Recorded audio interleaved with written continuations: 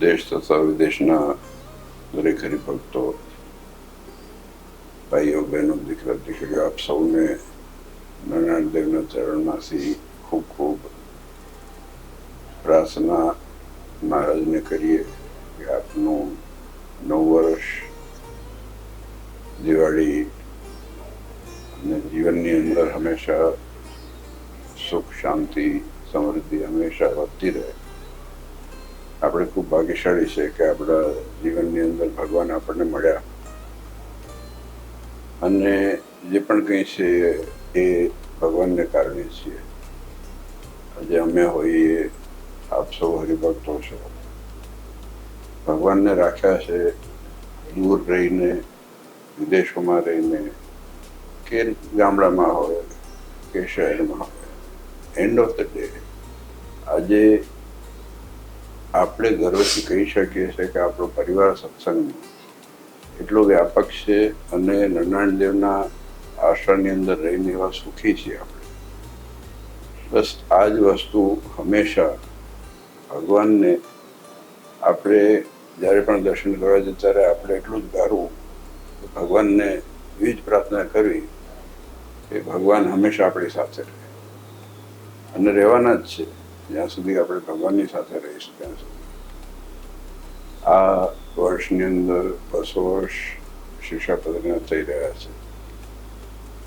સમયો આવે છે જે ભૂતથી ચાલુ થઈ મૂળી અને અમદાવાદ એની સમાપ્તિ છે.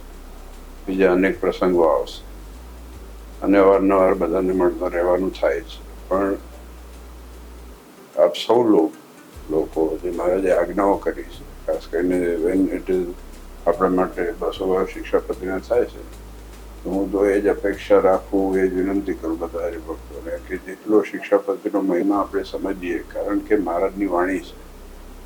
મહારાજ પોતે કીધું મારી વાણી એ મારું સ્વરૂપ છે અને ઇવેન્ચ્યુઅલી આપણા બધા માટે એ હિતકારી છે. અને મહારાજે આપણી આજ્ઞા આપણે પાડીએ તો મહારાજ એ આપણી ગેરંટી લીધી છે કે હંમેશા અમે તમારી સાથે રહીશું. આપણે અતિ ભાગ્યશાળી છે કે આપણને આટલું બધું મળ્યું છે.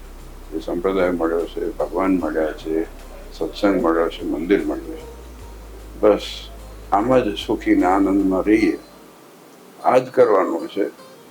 વિશેષ તો આ બધા ગ્રહસ્થ છે, જે ગ્રહસ્થ હોય પોતાના ધર્મ રહી અને ખાસ કરીને જે પણ સત્સંગ આપ સૌ કરી રહ્યા છો, ખૂબ ખૂબ ખૂબ ખૂબ જોઈને આનંદ થાય છે.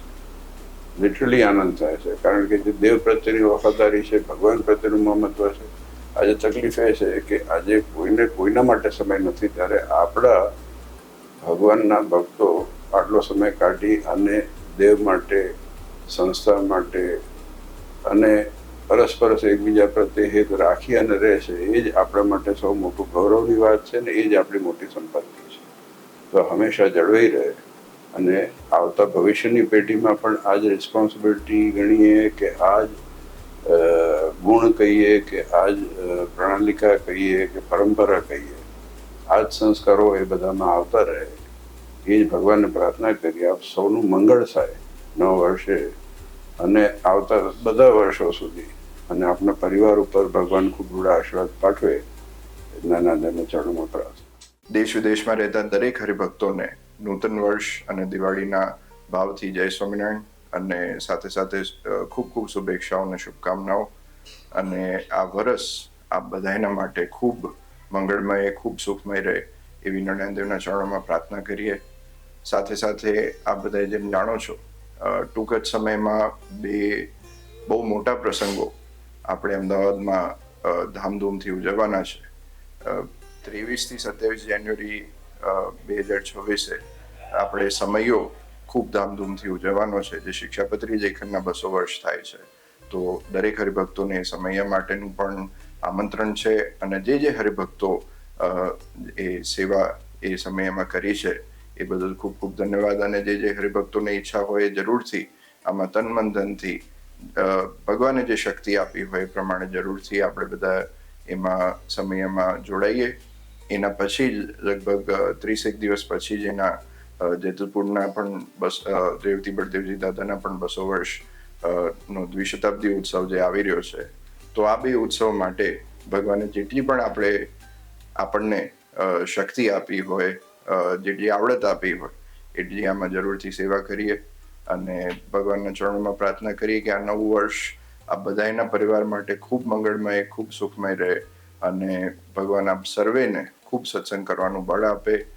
એવી જાતના પવિત્ર દિવસે ગણેશદેવના ચરણોમાં પ્રાર્થના.